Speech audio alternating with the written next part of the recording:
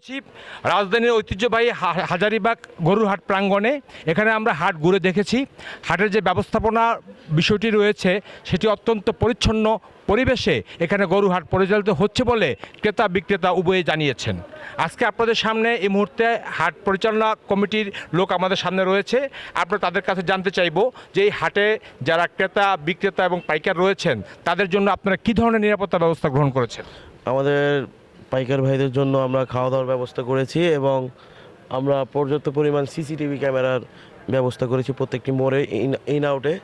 এবং আমাদের পাইকার ভাইরা জানি মলম পার্টি বা বিভিন্ন ধরনের যে সমস্যাগুলো হয় অজ্ঞান পার্টির এই জায়গা থেকে জানি রক্ষা পায়। এই জন্য সচেতনমূলক আমরা পোস্ট করতেছি, কথা বলতেছি, তাদের সাথে আমরা সর্বক্ষণ কথা বলে যাচ্ছি এইসব নিয়ে।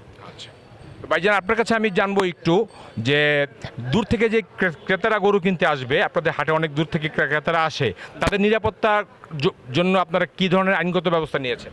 জি, আমাদের হাজারীবাগ হাট 2024-এর আমাদের ইজারাদার মোহাম্মদ আবুল আসাদ ভাই, তো উনি এই হাট স্মার্ট একটা হাট রূপান্তর করার জন্য যতটুকু প্রয়োজন সর্বোচ্চ চেষ্টা উনি করেছে।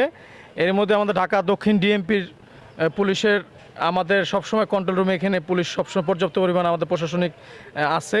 পাশাপাশি আমাদের এই হাটে প্রতিটা এক্সিট পয়েন্ট এন্ট্রি পয়েন্টে আমাদের পুরো হাট সম্পূর্ণ পুরো হাট এরিয়াতে ক্যামেরা দেওয়া, আমাদের ক্যামেরা নিয়ন্ত্রণ আমরা করছি। এটা আমাদের এটা পুলিশ থেকে পুলিশও আমাদের এটার সাথে আছে এবং আমরাও সরাসরি মানে এটাকে আমরা মনিটরিং করছি আর কি।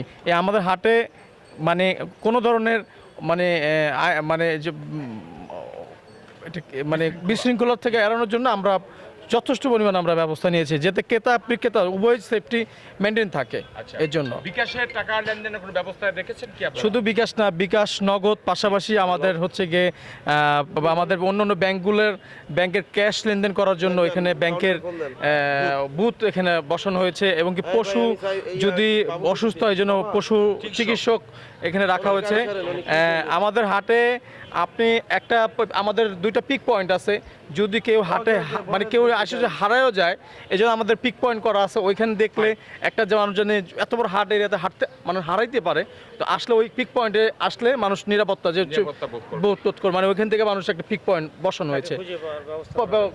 প্রিয় দর্শক, আপনারা দেখলেন যে কর্তৃপক্ষ জানিয়েছে যে সব ধরনের নিরাপত্তা ব্যবস্থা তারা গ্রহণ করেছেন এবং একটি নিরাপত্তা বলয়ের চাদরে তারাই হাটটি ঢেকে রেখেছেন। আপনারা যারা ক্রেতা সাধারণ রয়েছেন তারা নির্বিঘ্নে অত্যন্ত সুন্দর পরিবেশে এখান থেকে আপনাদের পছন্দের পশুটি আপনি ক্রয় করতে পারবেন বলে তারা আশাবাদ ব্যক্ত করেছেন। হাজারীবাগ গরুর হাট থেকে মাইনুল ইসলাম মিলন, CNN বাংলা টেলিভিশন, ঢাকা।